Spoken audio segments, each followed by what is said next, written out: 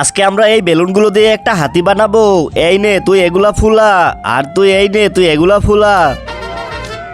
আচ্ছা ভাই, এই হাতি কার ঘরে রাখবো, তোমার ঘরে নাকি আমার ঘরে? এই হাতি তোর বাড়িতে রাখবো, ঠিক আছে আমি নিব। আচ্ছা ভাই, এটা আমি ফুলাইতাছি, এটা হাতির কি হবে? ওটা হাতির পা হবে। পা তো সোজা হবে, এটা তো গোল। ভাই হাতির একটা পা হয়ে গেছে, এখন আমরা দ্বিতীয় পা বানাবো। এই দুটা হলো হাতির পা, আর এটা হলো হাতির পেট, আর এই দুটা হলো হাতির পা।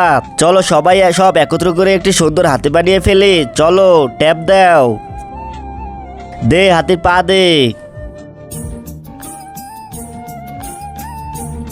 দ্বিতীয় পা দে। আরে যে বেলুন ফুলিয়েছিস মনে হয় ফুটে যাবে, আমার তো অনেক চিন্তা হইতেছে। হয়ে গেছে পা, এখন তোর দুইটা পা দে। ভাই এই হাতি কি খাবে? হাওয়া, বেলুন দিয়ে বানিয়েছি না, নে পা দে। এখন হয়ে গেছে হাতির চারটা পা।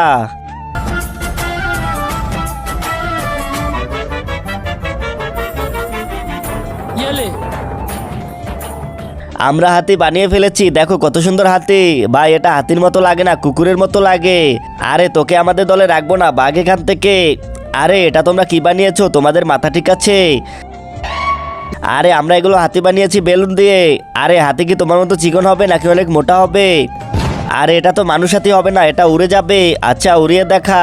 আচ্ছা উড়িয়ে দেখাইতেছি, কিন্তু তার আগে যদি তুমি মেয়ে হও তাহলে লাইক করো, আর যদি তুমি ছেলে হও তাহলে লাইক করে সাবস্ক্রাইব করো। আর যদি তুমি কিছুই না করো তাহলে আমি বুঝে যাব তুমি অন্য কিছু, তাই তাড়াতাড়ি করো।